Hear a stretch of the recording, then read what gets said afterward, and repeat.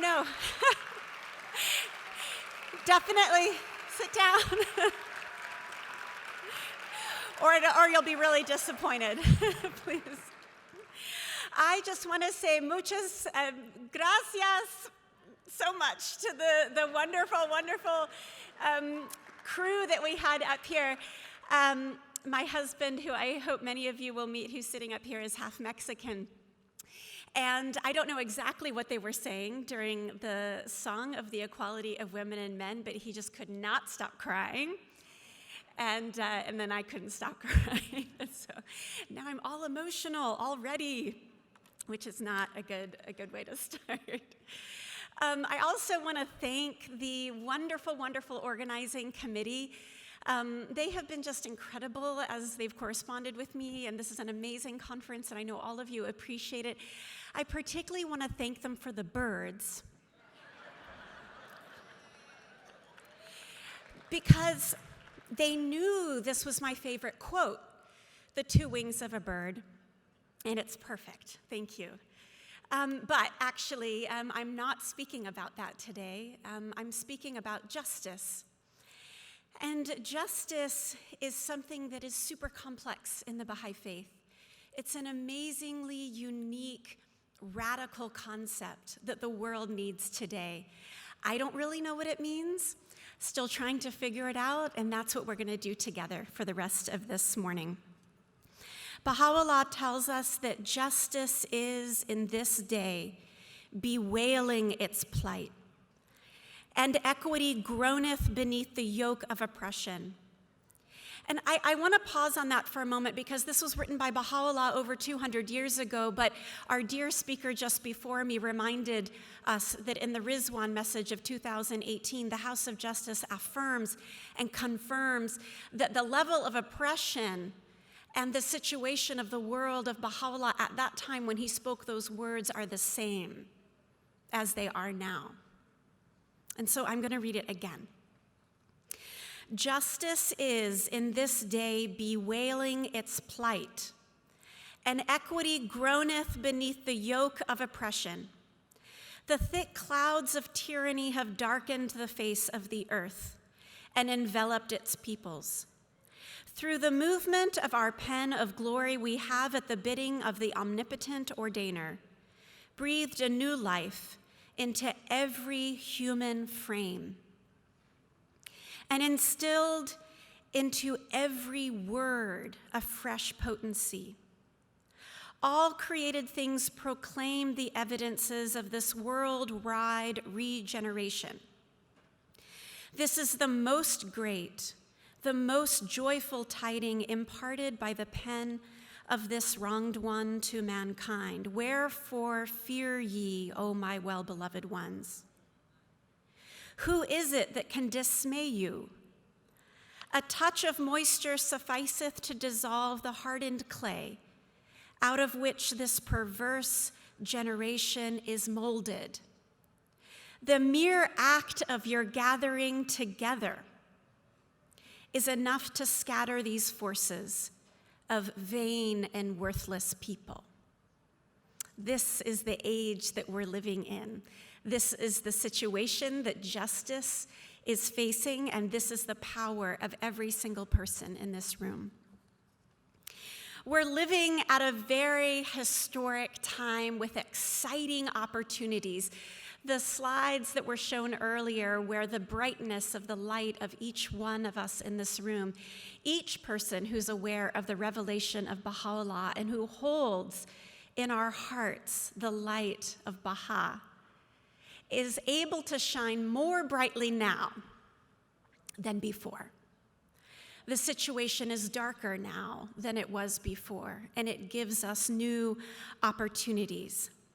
Many are very frustrated, many are very confused. We see injustice all around us, and various groups that have been oppressed and persecuted for a very long time have grown cynical and tired and feel done with whole groups of people. But we know that we are not done. We know that justice is possible, and the Baha'i faith tells us what it is and how to implement it. And we're told that this is the day of justice. This is the day of judgment. Foretold in religions of the past is finally being revealed through the Baha'i revelation in current times. We're told by Baha'u'llah, bestir yourselves, O people, in anticipation of the days of divine justice, for the promised hour is now come. Beware lest ye fail to apprehend its import and be accounted among the erring. We're told it's now, but we're also warned that we might miss it if we're not awake. And so we know that justice is important for those who have been Baha'is for a while. We know that justice is what? Can anyone guess? Best? Oh, some of y'all know the whole quote. That's very impressive. Justice is the best beloved in the sight of God. We know this. It's the best beloved. But why? Why is justice so important? Why can't we just get over things? Why can't we just forget about it? Why can't we just let it solve itself, let time pass, let it numb a little bit, maybe it'll heal on its own? Why is it the best beloved? Beyond platitudes. And why are we told that the continuance of mankind is based on justice, not forgiveness? The continuance, quote, the continuance of mankind is based on justice, not forgiveness. And what does justice look like? Then, even assuming we know how important it is, we really completely appreciate it, and we know what it looks like, how do we implement it? I don't know, but I'll share some things that give me some clues, and maybe together we can all figure it out. Okay, one of the reasons why justice is so important is because unity is not possible without it.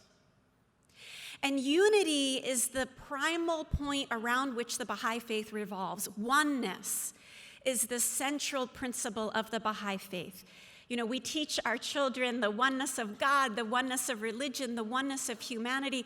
Every law, every principle, every edict, every writing in the Baha'i faith circles around oneness, circles around unity, but we are told it's not possible without justice. So Baha'u'llah says, the light of men is justice. Quench it not with the contrary winds of oppression and tyranny. The purpose of justice is the appearance of unity among men. I asked a friend who speaks Persian and Arabic to read this writing and tell me what it said in the original, at least in their understanding, because in English, this word appearance can mean two things. It can mean the emergence, the creation of something, or it can mean looks. It can mean facade. I wanted to know which. And they said that in the original, it actually means the emergence, the creation. Not just how something looks on the surface, not that kind of appearance, but the creation and emergence kind of appearance. Now, to be clear, the initial response to the creation of justice may not look like unity. The initial response may, in fact, look like disunity because you are airing crap. You're confronting darkness. You're having really hard conversations. You're talking about heartbreaking issues. People will disagree with the truth, and in fact, the truth may not be immediately clear. It will be messy. It won't look like unity. It won't even look like justice. That comes later. The beginning part of that process is messy, but it's important. It's critical because we know that this is what all processes of growth look like. The purification of gold requires blistering heat. The fertilization of fields requires plowing the earth. The growth of muscles requires micro tears when we lift weights. This is what the process looks like. And it's only when we get through it, when we find out the truth, when appropriate consequences are imposed, and there is in fact justice, that is when we will have unity. I'll give you one example from my work. It was mentioned that I work at the Tahirih Justice Center. And we are blessed to be able to work with courageous immigrant women and girls who are standing up against violence. They face a very wide range of issues, ranging from female genital mutilation, domestic violence, child and forced marriage, human trafficking. And the volume is high. We have over 90 full-time staff.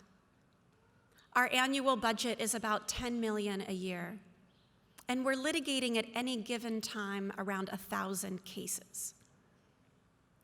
And so there are many stories, actually, and I will mention, because the presenter before me was doing some fundraising for his organization, I do want to mention that we're a Baha'i-inspired organization, and we're very transparent about that. Although most of our staff are not Baha'i, most of our board are not Baha'i, and our work is done in a spirit of service without regard to what religion our clients are. But we are neither funded nor governed by the Baha'i faith. Now, that is in response to a letter that the House of Justice wrote in the 90s asking that social and economic development projects not burden Baha'i institutions. And so, and some people wonder, and I want to just go ahead and answer the question that's in often people's heads, only 6% of our budget comes from individual Baha'is who have the capacity, who have given to Huquq'Allah, who have given to the fund, who have given to only those things that Baha'is can give, but who also, on top of that, give charitably, who may choose the Tahirih Justice Center. 94% of our budget comes from foundations, from the government, from Shell Oil, General Electric, Estee Lauder, PepsiCo, and a whole lot of other people. And we can go to those sources for funding, so it's okay. But that is who the Tahirih Justice Center is. Okay, example of justice. We were working with a girl who was about 16 years old, and she came from a culture and a community that was very, very conservative. At some point, her family became worried that she would dishonor them. She was working at McDonald's, she was getting to know boys, she was hanging out, and they decided that it was a good time for her to marry her cousin. She was 16 and he was 45 years old. She lived in the United States, was quite Americanized, wore skinny jeans, had an iPhone. He lived in a very rural village in a country in the Middle East. So the family began to make arrangements, and they were going to send her back to this country for the marriage. She said no. She said no many, many times. She watched her own mother, who was also forced to marry her first cousin, and there was also a 30-year difference between her mother and her father. She watched the abuse, she watched her mother's submissiveness, and she did not want that for herself. She confided in a high school guidance counselor, and the high school guidance counselor tried to help her. She also then noticed that the daughter was removed from school. The parents had figured out that Child Protective Services would not intervene if she attended school at least 3 days a week. So they would only send her 3 days a week, but during the days she was home, she was sometimes chained to her bed. She was beaten when she continued to refuse the marriage. And they told her that soon, over spring break, she would be sent back and forced to marry this man. Our client confided in her high school guidance counselor. The counselor turned to the principal turned to a partner at a law firm who knew us and turned to us. We met with her and we gave her a safety plan. We explained to her that she should always have a spoon on her. And if she finds herself being taken to the airport, because we have clients for whom that happens immediately, they're not warned or told, that she should put the spoon in her underwear. The spoon will then cause a security to go off. And then she can ask the guard at security for a private meeting with him or her. They, by law, are required to do that. When she's taken away from her family, then at the TSA security checkpoint, she can call us. We'll come and get her. We did all kinds of things. We made sure that she had an extra pair of clothes, that she had travel documents ready. And we said to her, do you want protection? And she said, I think I can convince my parents not to do this. She loved her family. She loved her parents, and they told her that if she didn't marry the cousin, her younger sister would have to. So she was trying hard, and she didn't want to leave, but we made it very clear to her that in that moment, if she pulled the trigger, we were there for her, and she had to get off social media. That was the hardest part. We specialize in and do help people go underground if people are after them. She had a cousin who refused a marriage, and she was beheaded. It was real. So what happened was that she overheard her parents arguing talking on the phone and arguing. And what she learned was that the wedding was actually planned for that weekend. It was Thursday, and she knew that this might actually be her last day in school and that she was being taken to the airport. They didn't tell her directly. This was a phone conversation she heard. So she went into high school that day, went immediately to her high school guidance counselor, who called us. We came, we picked her up, and we brought her immediately before a judge. We asked the judge for a restraining order to allow her to be protected. It's a long story. I won't tell you. The judge granted it. We had congressional support because there were no laws at that time protecting girls from forced marriage. We've helped change that. There are now 13 states that have laws.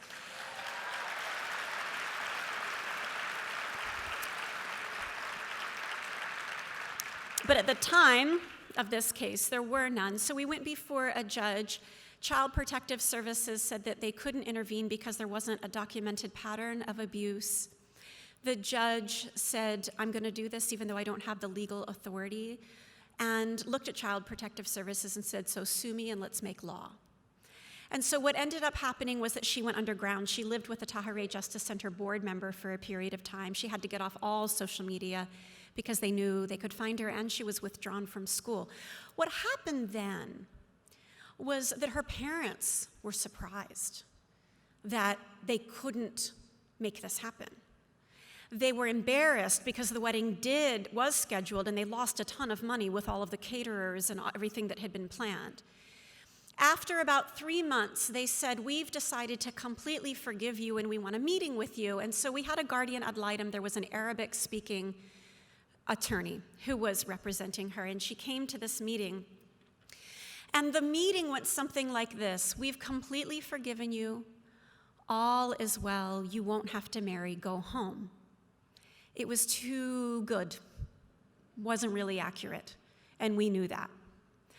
And so she did not go home then. Then about a month later, they asked for another meeting, and this time they yelled at her, they screamed, and they cried, and they said, we are so hurt, and we are so angry, and you've ruined our reputation, and we actually never want to see you again. We hope you commit suicide. That was more what we expected. Then 2 months later, the mother came back and asked for another meeting and said, I love you, and I miss you, and I really want you back. Anyway, there were about 10 meetings. By the end, the family understood truly that they couldn't do this, that she had rights, that she had protection, and that we were there for her. She is now back living with her family. She is not being forced to marry. She is not being, her sister was not forced to marry either. We have her passport. They cannot remove her, and she has to check in with a social worker every week to make sure that she's okay. So there are protections, but justice in that incident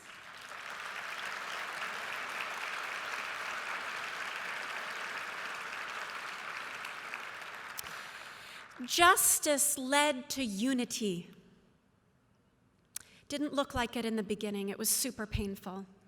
But in the end, it led to unity. And that is what justice is about. It's not simply about punitive jail time. It's about people improving and healing and changing their behavior, and there being love in equity and in the balance of that relationship. A super different example, but one that we may come into contact more often with. I want to tell you another story, which is about our children. We went home from pioneering recently. Over the summer, we moved out of a very white community that had really good schools, and that's why we moved there, because the schools were so great, and many of us do these selfish decisions all the time, choosing the best schools.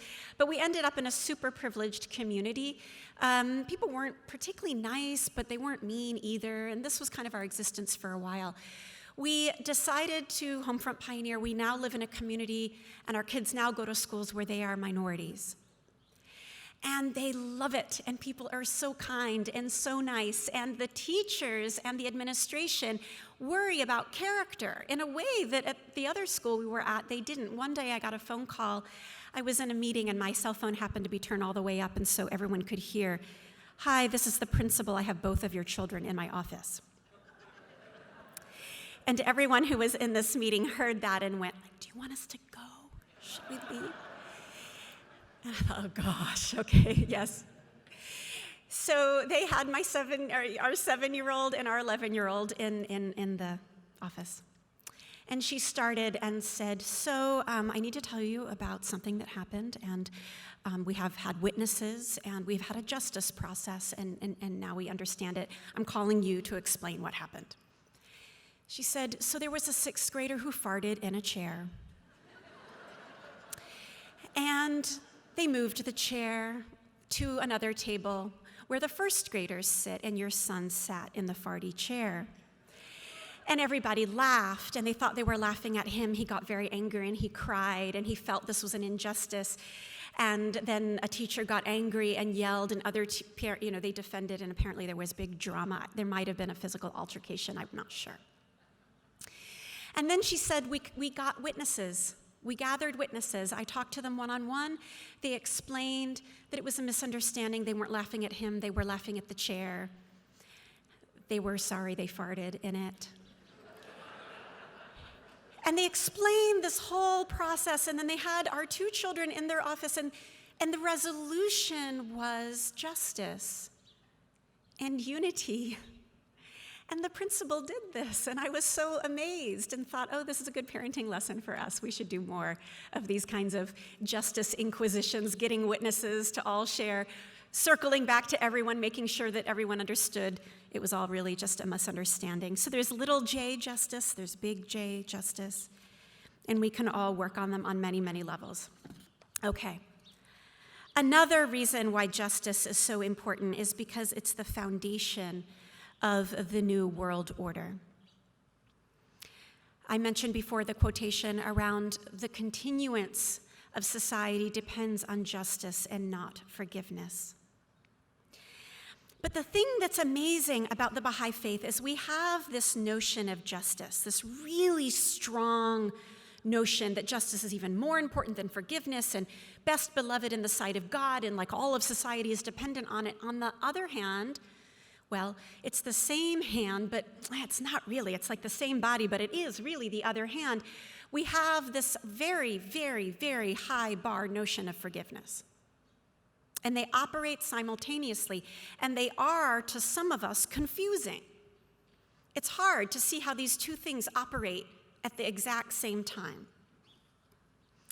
We are told that the Baha'i faith draws a very definite distinction between the duty of the individual to forgive, to be killed rather than to kill,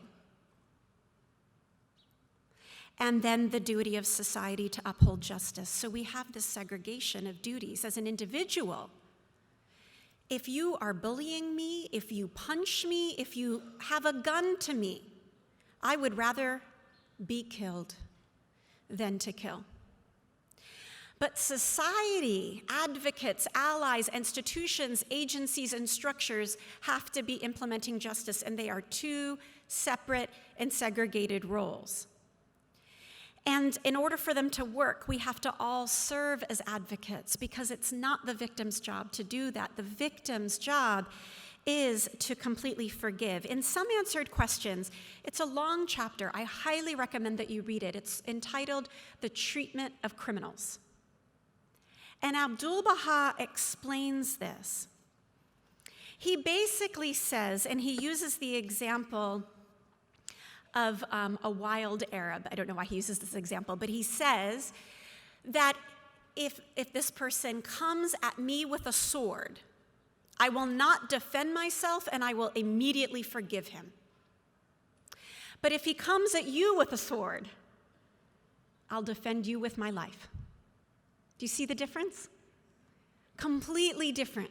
So when we are the victims, we just have to forgive. And the bar is incredibly, incredibly high. We're told we must look at our enemies with a sin-covering eye and act with justice when confronted with any injustice whatsoever. Forgive all. In another quotation, we're told, in every instance, let the friends be considerate and infinitely kind. Never let them be defeated by the malice of the people, by their aggression, their hate, no matter how intense. If others hurl darts at you, offer them milk and honey in return. If they poison your lives, sweeten their souls. If they injure you, teach them how to be comforted. If they inflict a wound upon you, be a balm to their sores. If they sting you, hold to their lips a refreshing cup. This is the standard as an individual. It is not the victim's responsibility to implement justice. It is an advocate, an ally, an institution, an agency. That is the job. And in order for that to work, we have to step up. In order for that to work, we can't just say, I can kind of see something unfair over there, but I'm sure they'll handle it. We can't say, I can see that that person is interrupted, constantly marginalized and demeaned, but I don't want to create disunity. I don't want to say anything. I don't want to raise my hand and acknowledge what they just said and raise it up as powerful, something worthy of others in the room hearing. There was a wonderful example of a local spiritual assembly member who called me one day and said, I don't know, it's private, personal, business. Families should handle these things. I don't want to get involved. I said, well, I don't know, maybe you should get involved. What do you mean? And she said, there's a woman who keeps coming to feast who never talks. She covers her body and looks like she's hiding something. Whenever she goes to get food during the social portion, her husband trails her. He seems to be listening and trying to make sure that he's monitoring everything she's saying. I said, I actually think you should be worried about that. Can you try to get her alone? Ask her to go to the bathroom with you. Talk to her and ask her if she's okay. This local spiritual assembly member did this, and initially the woman was so surprised that anyone bothered to do this. She didn't actually speak English very well and was very, very alone. Her first answer was, oh, I'm fine. What do you mean? Because she was embarrassed. She was ashamed. But this person continued to ask, and after multiple times, she finally admitted she was not okay. By the way, statistically speaking, there have been many studies, domestic violence victims leave, and that's after they've had the courage to leave and come back 7 times before finally leaving, statistically speaking. Okay? So if you're trying to help someone and they've gone and they've come back 5 times and you're feeling frustrated and you're like, I'm done. If you can't help yourself, I can't help you. You need to hang in there for at least 2 more times, maybe even longer, because this is the process of justice. Remember, it's messy, not easy, and doesn't look really nice, not in the beginning anyway. And so this person finally got her to explain what was happening. The local spiritual assembly intervened. The police became involved. And there was a prosecution that, according to the prosecutor, who had been a prosecutor for over 30 years, he said he had never been witness to such incredible evidence of such torturous sexual abuse as what was happening to this woman. But she needed an ally, she needed an advocate, she needed the local spiritual assembly, who all 9 came and sat in the room during the court as a show of support and love for her. But it was not easy. It caused disunity in the Baha'i community, different versions of truth. Family members advocate for their own. This is normal, this is natural. But ultimately, there is justice, and then there can be unity, but it takes time. So there are lots of ways that we can do this. So there are so many exciting things in the Baha'i faith about justice. We know it's important. We know that this concept, this paradigm of justice disassociates completely the role of the individual, which is just 100% to forgive, not even fight back, super high bar, very hard to achieve. Then it's the role of others, of advocates, of agencies, of institutions to implement justice. Then there are all kinds of beautiful mechanisms in the Baha'i faith in order to implement justice. We won't have time to go into them, but I want to just laundry list a few for you that you could maybe read more about. We have an incredible process of taxation and storehouses in the Baha'i faith. And for any of you who don't know about storehouses, you must learn about storehouses. It would make my job easier. I would not have to fundraise anymore at the Tahrir Justice Center. It's this idea that society, and it's different than hukukullah, by the way. Hukukullah is only for Baha'is, okay? It relates to the covenant with Baha'u'llah. The storehouses is a design for taxation and charity in larger society that all people will participate in. And storehouses take a portion of income, but not everyone, like farmers are exempt. And if you don't have a certain level of income, then you are exempt. It has all these amazing, amazing aspects to it that ensure that no one is impoverished, no one is orphaned, no one is widowed without support. We have affirmative action in the Baha'i faith, where if there's an election on an assembly, someone who is a minority will immediately be put on. We have education affirmative action, where if a family can only educate one gender, they must choose the girl. There are all of these incredible mechanisms for justice in the Baha'i faith, the most important of which is the law against backbiting. Backbiting is one of the single most pervasive sources of what feels like great injustice. Rumor, gossip, these kinds of things. And this is the most great sin in the Baha'i faith.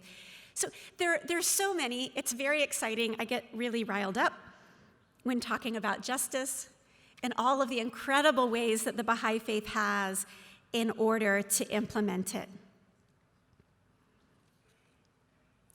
But if we're not able ultimately to effect justice in this life, so all of what I've been talking about, the mechanisms, taxation, the storehouses, affirmative action, lack of backbiting, all these mechanisms, under this recognition of the paradigm where justice is the job of society and forgiveness is the job of the individual, and we know how important it is, it sometimes still happens that justice doesn't happen in this life. And you know what? That's okay too. Because in the next life, justice is even harsher. And we're told that in the writings, in the future, when people are truly spiritualized and appreciate this revolution, that criminals will beg for appropriate punishment here, so that they do not experience it in the next life. And so if these mechanisms don't work for us, given our limited perspective, our material existence, and our physical reality here, we also know that there is justice in the next life. There's a tablet that I'll just close with telling you about. It's called The Right of the People, and there's a provisional translation. And basically in this tablet, it lays out this paradigm of afterlife divine justice, which is that if I steal a seed from you and I don't give you that seed back, and by the way, you're not even asking for the seed because you've forgiven me, but it's the debt to society because I must pay that seed. If I don't, in the next life, I must pay the seed, the tree from that seed, its branches, its leaves, and its fruit. That's the level of compensation that justice will demand in the Apo kingdom. So I want to thank you. I have gone over. I apologize. And thank you so much for having me, and I look forward to learning more about justice with all of you.